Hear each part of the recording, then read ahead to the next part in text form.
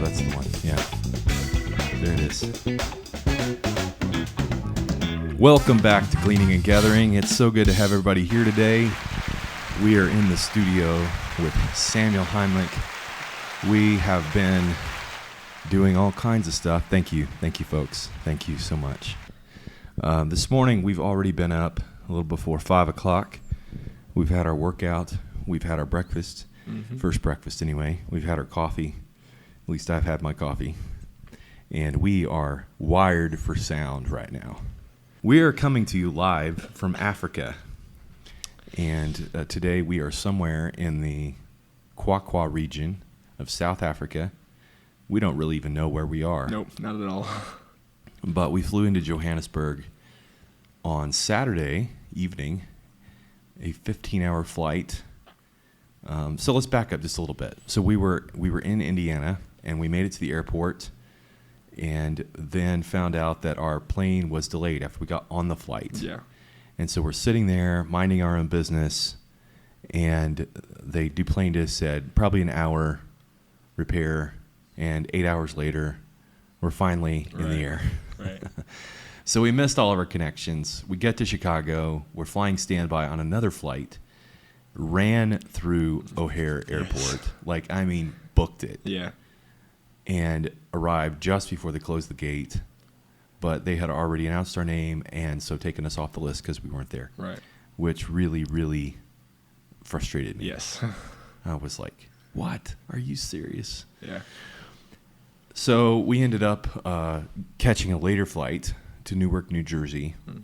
And it was on that flight that I met a young man who is currently from Brazil. He has family, a little boy, little girl, 8 and 6, back home, and he had been here working. He helps with a company that does shipping containers.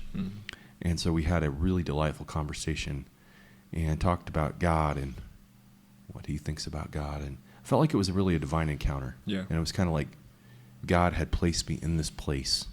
And I made a friend and invited him to come and visit us at Victory Acres when he returned. So we'll see what happens there. And then there was another lady whose second son, is currently attending Notre Dame. She's been a nominal Catholic, but and those were kind of her words, but her son was suicidal a few years ago and called out to God and said, God, if you're really there, help me to make this shot. Yeah. And he was like throwing something into this like small hole, had never hit it before. And the very next shot, it went in. Yeah. And she said, as soon as that happened, it was like he became a believer. Right. And for her, like that was a big moment because not only did it change her son's life, but now her son is like talking to her about God. She's originally from mainland China. Anyway, it was a really interesting experience on that flight, and I wouldn't have met those people if it hadn't been for that. Yeah. And so we stayed the night in Newark. We stayed at a hotel that will remain unnamed, but there was supposed to be a shuttle coming to get us. We had flown in, arrived around 10. They called, requested the shuttle. They said, okay, it only runs every hour on the hour. It'll be there around 11. And finally at 11:30, no shuttle had shown up. Like shuttles for every other possible hotel had arrived, and our shuttle still wasn't there. And we were like, what in the world? Yeah. And finally this guy in this small SUV, tell about it, Sam. Yeah. What happened? So we were just waiting around at the airport, and then we were kind of like stressed out a little bit because we had just taken all these flights and we were kind of exhausted. And so we're just waiting there, and finally this guy comes in, and I don't even know what he said, but he just arrived in like this small SUV and was there to pick us up. Apparently the van had broken down, which we should have expected with the way our the rest van, of the trip had the gone. rest of the trip, we should have expected it. But yeah, he showed up and took us to the hotel. We arrived probably around around midnight. Around midnight. A little before midnight, Yeah. Had a very nice welcome to the hotel. Yeah, the nightclub just inside the door was just like going full blast. Yeah. And it was pretty wild. Yeah. Anyways, long story short, we finally made it to the hotel and got a good night's rest. And then woke up the next morning, got ready, and went to go see New York. So we Yeah, got to tour well, around. first we met up with Bob Engel. Yes. Bob has been a urban missionary for 30 plus years. I first met Bob in Los Angeles and interviewed him there, and it was a really, really great experience back in 2006, I think it was. And so we've been friends, worked together on the Sacred Roots Thriving in Ministry project, and so just getting to meet up with Bob and spend time with him was just a lot of fun. Yeah, it was. We went out to brunch together, spent some time together, and then he really showed us the ropes. Yes. Hooked us up with coats because we didn't have any coats. So if we were going to see New York, we really needed to have something to wear. Yeah. Because we were headed to South Africa where it was warm. And so anyway, he kept our luggage.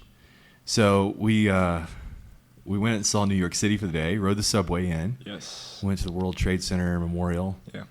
And what were your thoughts on that?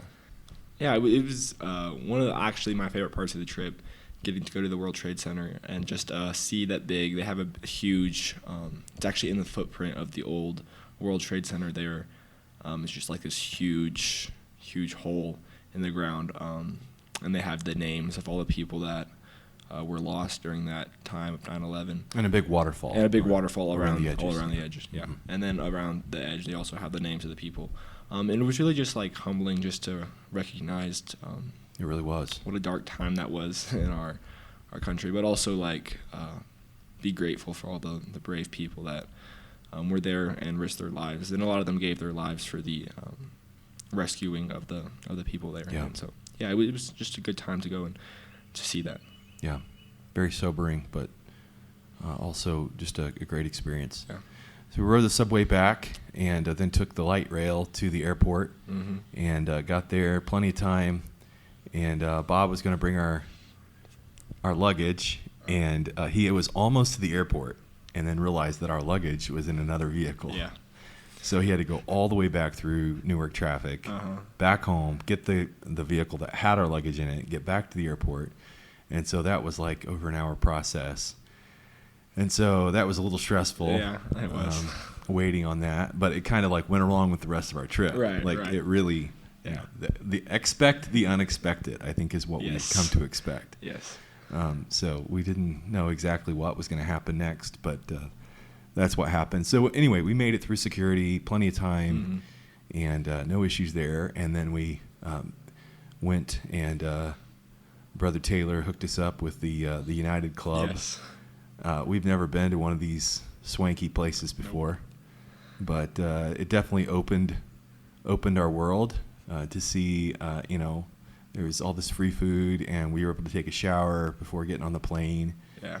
And it was just really nice, and it also just a great way to relax and get some good rest and take care of a few things email wise.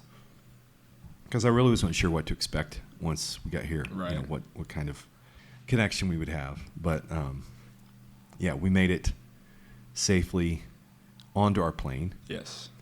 And it was a 787. So it was 9 across, at least in the economy section, economy plus. Yeah. Where we were. What was your impression of the flight? Yeah. Well, so I just flown to Alaska this past summer, and so I was used to like 4-hour flights. I'd been kind of like gotten used to that. And then I heard we were having like a 13-hour flight, and I kind of started freaking out at first. I was like, "There's no way! It's so uncomfortable. The leg space is just like non-existent on these flights." So I get on the plane, and we get to our seats, and I'm like looking at it, and I'm thinking maybe this might be doable. Which it turned out to be perfectly fine. The people on the plane were really, really nice, and so didn't get much sleep at all on the flight, but it was all good. It was pretty boring overall. Yes. Well, it's one of the parts of the trip you just kind of survive. Yeah. And just make it through as best you can. Yes. So we got to Johannesburg and basically lost a whole day. Yeah. In that process, because with time changes and flying time, basically we leave 8 o'clock the previous evening on Friday and arrive Saturday evening, and so that whole day is gone. Right. And so it's kind of like you're ready to go to bed the next night. Mm-hmm. And so we then drove back to the mission, and I don't know how long it was or how far, but anyway, we got back here, 10:30-ish, It was something like that. 11, I think. And found the places where he's sleeping. Very nice accommodations here. Yeah. Just really, it's super, super nice. And it's obvious that they put a lot of care and Yes. time and love into this place over many, many years. I don't know how many people have lived here and how many different generations of missionaries there have been, but so we are currently here. And then yesterday, after we slept Saturday night, got up and traveled to Lesotho. Yes. And went to Butabute, a little village in Lesotho, little church that was Grace Holiness Church, Mm-hmm. named after Grace Holiness Church in Indiana. And so we got to share there. The pastor of that church was not there. He lives about 2 hours away, travels there by bus. And so he wasn't there yesterday. And so there were about 20 people there. It's a small congregation. Yeah. But what were your impressions of that? So, I had gotten the opportunity back in the States to go to some like Hispanic churches and stuff with some of our friends from Indianapolis and stuff. Those had always been really good experiences. I had always enjoyed that. And so coming here, it was a lot like that. It reminded me a lot of like being in Indianapolis or other places like that. Just all the people are super nice, and there's just a love for God at these churches that are that is unmatched. I feel like at a lot of the churches back home, just like formalities aren't important, I guess, and they're just there to worship God and just to draw closer to Him. And so you got the opportunity to share the basic message of the Bible there, which was really good to see. Just the people respond, and just it was good to be with a family of believers, even though we never met, even though we live thousands of miles apart, just to know that we have that in common with them. And it's a really nice assurance just to know, like, you know, we're all family here, even if we never will see each other again, never have seen each other before. Yeah. No, for sure. And it was just special. Yeah. I felt a real connection to them. They didn't know we were coming, and at the end of the service, the lay leader of the church kind of brought that up and said, you know, why didn't you let us know? Basically, you know, we would have been more prepared if we had known you were coming. But Ben explained, you know, basically because of the change in flights, we weren't able to go to the churches that we were originally planning on going to. And so we ended up at this church instead because it was closer. Right. So instead of 4 hours, it was, you know, only about 2 hours. And so that's the reason we ended up there. Which I think, honestly, like God obviously knew what was needed in this whole trip, which, like, we look back on our flights and see all the delays and the stuff, and we get really frustrated just because, you know, it wasn't planned, it wasn't expected, it wasn't what we wanted. But I think through all of that, just the conversations that we got to have with people on the plane, and then that church specifically, I think we needed to be there. God was working through all of it. So He really was.